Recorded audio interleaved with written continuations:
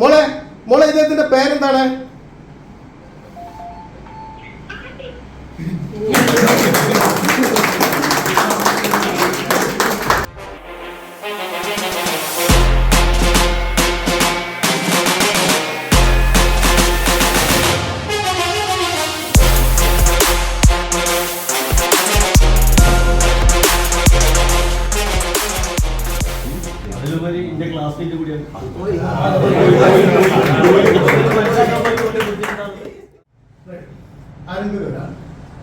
ആരോപ റംഷാഖാന്റെ ഓഫീസിലുള്ള ഏതെങ്കിലും ഒരാൾ എൻ്റെ അടുത്തേക്ക് കൊണ്ടുവരാം.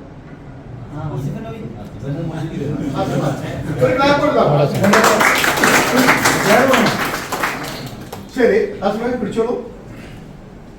നമ്മുടെ ശക്തി എത്രത്തോളം ഉണ്ടെന്ന് കാണിക്കാനുള്ള ഒരു ഗെയിം മാത്രമാണ്, അല്ലാതെ എനിക്കൊരു ഷോ കാണിക്കാനുള്ള ഒരു ഗെയിമൊന്നല്ല. നമുക്ക് ഇവിടെ വേണ്ടത് ഒരു ഫോണാണ്. ഒരു ഫോൺ നിർബന്ധമായിട്ട് വേണം. നാട്ടിലേക്ക് വിളിക്കാൻ ഒരു ഫോൺ ഒന്ന് എനർജറ്റിക് ആയിട്ട് ഫോൺ ഇപ്പൊ വേണ്ട, ഫോണാക്കരുത്. എന്റെ ഫോൺ ഞാൻ അവിടെ വെച്ചതാണ്.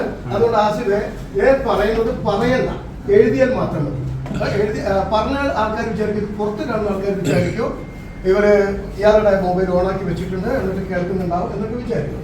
അതുകൊണ്ട് ആസിഫ് ജനിച്ച വർഷം എഴുതി പറയട്ടെ. ഓക്കെ, ആസിഫ് എത്ര കൊല്ലമായി ഫണ്ടാസ്റ്റിക്?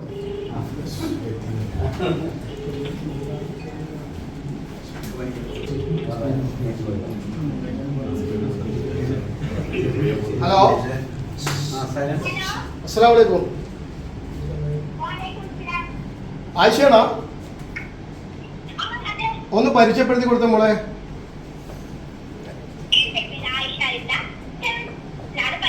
ഏഴാം ക്ലാസ്സിലാണ് കേട്ടോ പഠിക്കുന്നത്. ഇനി മറ്റേ ആളുണ്ട് അവിടെ, ആ കൊടുക്ക്.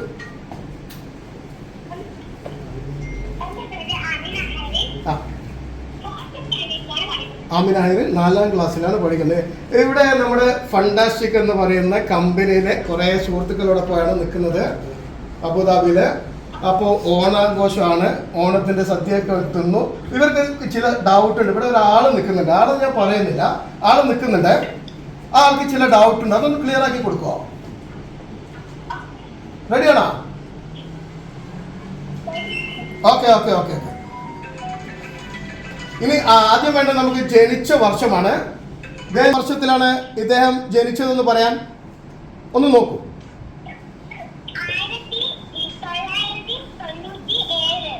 1997.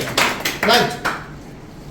ഇദ്ദേഹം എത്ര വർഷമായി ഇവിടെ ജോലി ചെയ്യുന്നു എന്ന് ഒന്ന് ആലോചിച്ച് പറയാൻ പറ്റുമോ?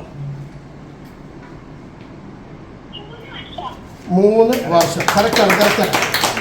ഇനി മോള് ഇത്താത്താക്ക് കൊടുത്തേ.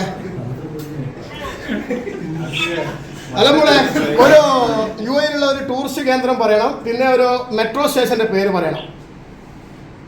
ആലോചിച്ചൊക്കെ പറഞ്ഞാൽ മതി, ടെൻഷൻ അടിക്കണ്ട. മോളെ, ഏത് ടൂറിസ്റ്റ് കേന്ദ്രത്തിന്റെ പേരാണ് ഇദ്ദേഹം മനസ്സിൽ വിചാരിച്ച് എനിക്ക് എഴുതി തന്നിരിക്കുന്നത്? ഒന്ന് ശ്രമിച്ചു നോക്ക്, ഏതായിരിക്കും? Burj Khalifa. നമുക്ക് ലേശം ടഫുള്ളൊരു സാധനമാണ്. മെട്രോ സ്റ്റേഷനാണ്. മെട്രോ സ്റ്റേഷൻ ഏതാണെന്നൊന്ന് പറയണം.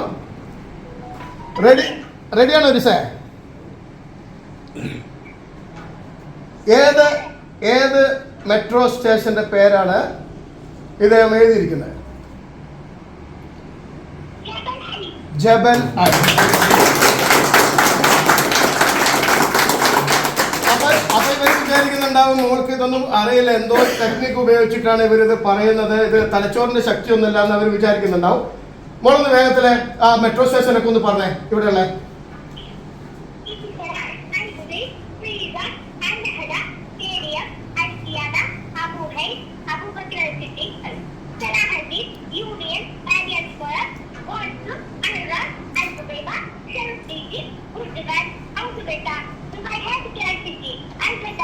മതി, അവർക്ക് മനസ്സിലായിട്ടുണ്ട്.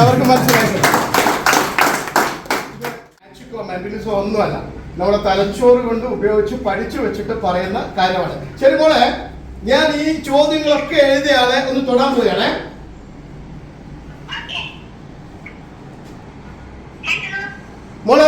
മോളെ ഇദ്ദേഹത്തിന്റെ പേരെന്താണ്?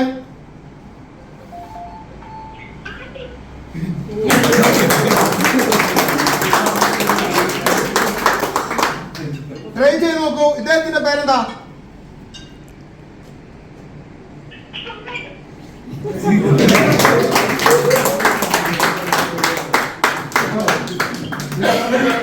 മതിയെന്ന് വിചാരിക്കുന്നു അല്ലേ? വളരെ സിമ്പിൾ. നമുക്ക് തലച്ചോറ്, നമ്മുടെ തലച്ചോറ് യഥാർത്ഥത്തിലുള്ള മോളെ രണ്ടുപേർക്കും നല്ലൊരു ക്ലാപ്പ് കൊടുക്കാം. ഓക്കെ, വൈകുന്നേരം വിളിക്കാം കേട്ടോ.